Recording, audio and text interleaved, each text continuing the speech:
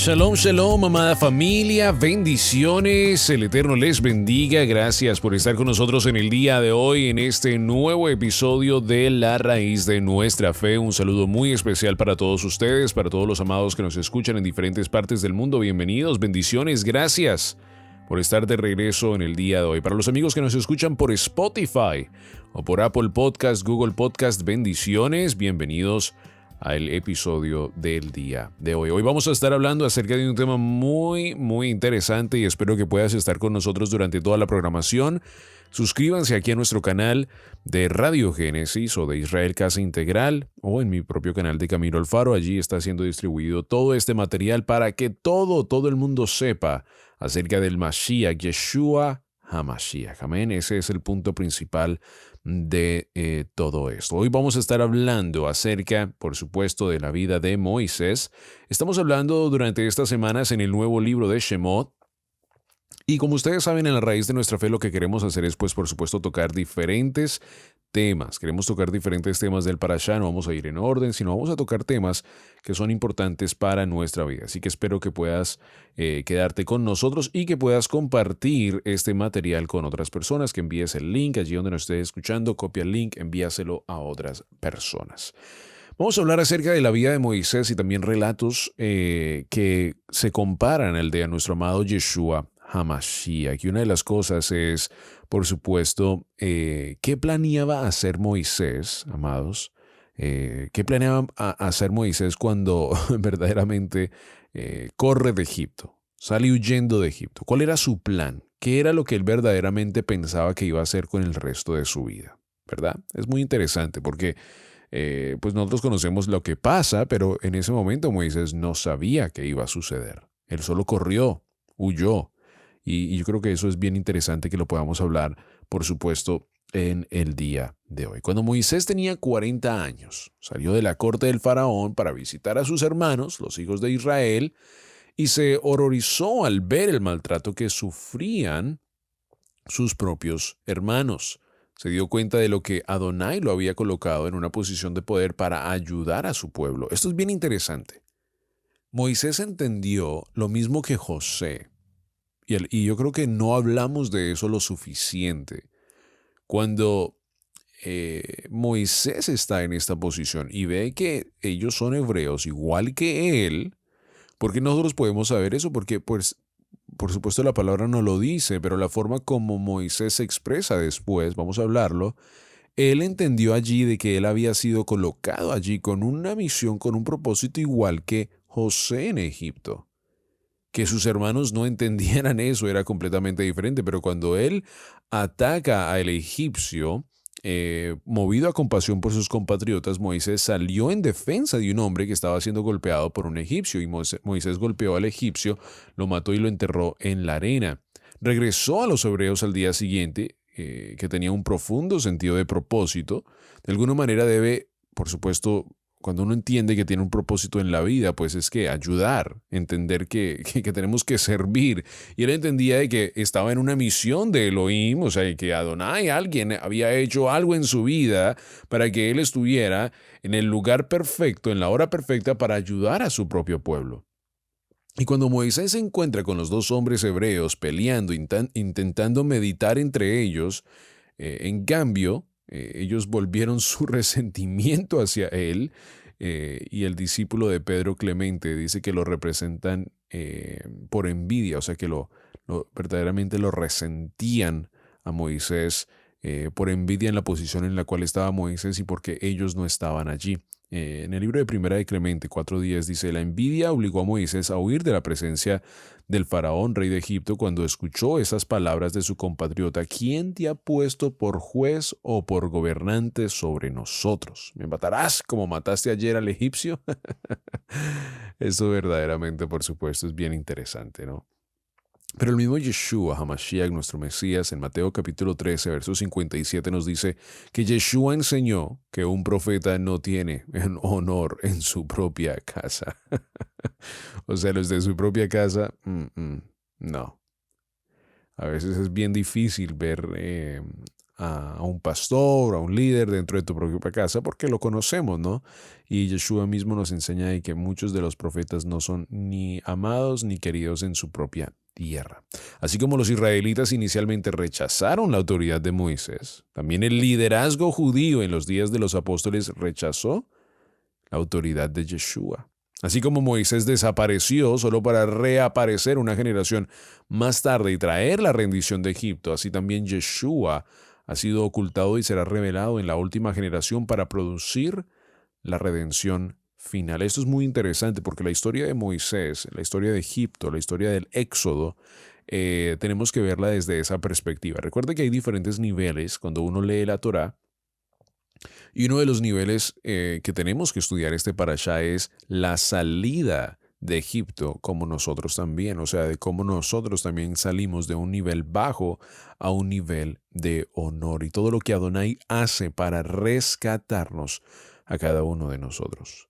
Y es muy, muy importante, amados, que nosotros entendamos que la misericordia de Adonai estuvo con nosotros, está con nosotros, el habernos sacado de un lugar de servidumbre, de esclavitud, de idolatría, etc., y que Adonai tenía misericordia con nosotros en ese tiempo, pero que la misericordia de Adonai no se acaba cuando nosotros decidimos seguirle a Él. O sea, Adonai solo tenía misericordia contigo y después se acabó la misericordia con tus vecinos, con tu papá, con tu mamá, con tus hermanos. No, la misericordia de Adonai sigue.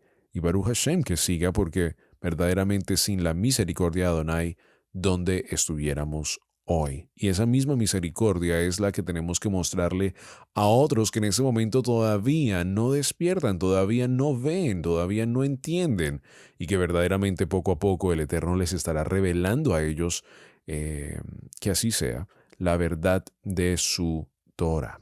Cuando Moisés se dio cuenta de que sus intentos de ayudar a su pueblo no eran bienvenidos, ni podía confiar en que ellos ocultaran sus secretos sobre el egipcio que había matado, huyó de Egipto y sus nobles ilusiones de ser el redentor de Israel se derrumbaron. O sea, dijo, aquí ya salgo, no hay regreso atrás. Se acabó. Esto se acabó.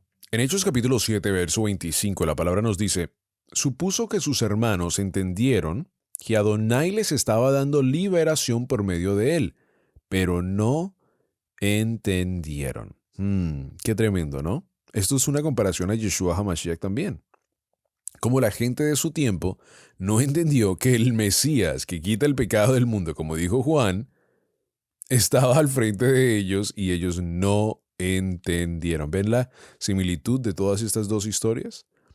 Así que, una vez más, Moisés pensaba que ellos entendían de que él había sido colocado ahí con una gran misión, pero ellos no entendieron. Qué tremendo, ¿verdad? Hechos capítulo 7, verso 25. Y la vida de Moisés se puede dividir en 3 segmentos de 40 años. Hablemos acerca de eso porque eso es importante para nuestra propia vida y para nuestro propio proceso. A la edad de 40 años, Moisés pensó que era el redentor de Israel. Tenía el sueño de salvar a su pueblo. Su sueño se vio frustrado y expresado, se rindió. Huyó al desierto, donde se convirtió en pastor, pastoreando ovejas para una persona allí. Se casó con una mujer madianita. Su sueño de redimir a Israel murió en el desierto. Solo después de que el sueño estuvo muerto y Moisés ya no estaba tratando de lograrlo por sus propias fuerzas, Adonai lo llama. Y solo entonces, mucho después de que todo el orgullo y toda esa yo lo puedo hacer solo se hubieran ido, Moisés estaba listo para ser una herramienta en la mano de Elohim. Y pasó los últimos 40 años de su vida cumpliendo el sueño que había nacido en los 40 años antes. Pero tenía que pasar por un proceso donde, Padre, si tú lo dices, voy. Y Adonai lo llama, ¿no? Pero es cuando Adonai verdaderamente da la misión. Moisés tenía que ser procesado. Ustedes saben que aquí en las cápsulas de vida me gusta mucho hablar acerca de eso. Tenemos que ser procesados. Moisés tenía que ser procesado. El hombre grande Moisés, el gran conocido Moisés, ¿va a ser procesado? Sí, tiene que ser procesado. tiene que ser llevado, donde Adonai le dice, Moisés, cállate, yo voy a hacer tu boca, no te preocupes. Voy a enviar a tu hermano Aarón contigo, cálmate. Ve, recoge esa vara de allí, tú tienes la autoridad de poder hacerlo. Le enseña identidad, le enseña autoridad, le enseña que verdaderamente él es especial dentro del reino y que sí lo puede hacer porque Adonai le ha dado la autoridad y la identidad de poder hacerlo. Y esto estoy hablándolo para que si le cae el guante, es verdaderamente importante que cada uno de nosotros aprendamos estas lecciones del Parashá. No nos llenemos del Parashá en la parte histórica solamente, sino también en cómo se aplica a mi propia vida. Esto se puede comparar con un carpintero que contrató a un joven aprendiz. El aprendiz estaba ansioso por ponerse a trabajar con la construcción de casas, demasiado ansioso por tomarse el tiempo para aprender el oficio de la carpintería.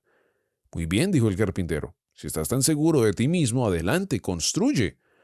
A la mitad del proyecto de construcción, el marco torcido que estaba erigiendo colapsó. El joven aprendiz entregó sus herramientas y dijo avergonzado, tengo que renunciar. No soy carpintero. No puedo construir nada. Excelente, respondió el carpintero. Ahora estás listo para aprender a construir. Amén. Baruch Hashem, ¿verdad? Cada uno de nosotros tenemos que pasar por un proceso. Bajar el orgullo, bajar el ego. Mucho ego, mucho orgullo ciega.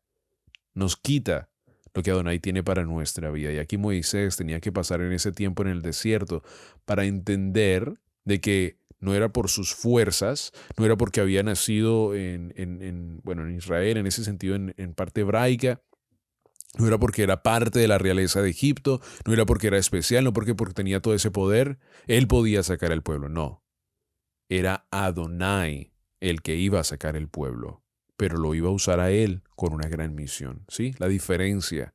Y yo creo que cada uno de nosotros tenemos que aprender eso. ¿Cómo voy a servir al rey en el propósito divino suyo? No en mi propósito, sino en el propósito divino de Adonai. Y que el rey me invite a ser parte de su propósito ya es un privilegio, ya es una gran bendición y lo único que quiero hacer es servir en su propósito divino. Y si nosotros nos enfocamos en ello, amados, vamos a regocijarnos, vamos a tener paz, vamos a tener shalom en nuestra vida y vamos a comenzar a entender que sin él no podemos hacer nada. Por eso después, más tarde en la historia de Shemot, de Moisés, de este libro, Moisés llega al punto esencial donde Adonai lo quería tener. ¿Y era qué?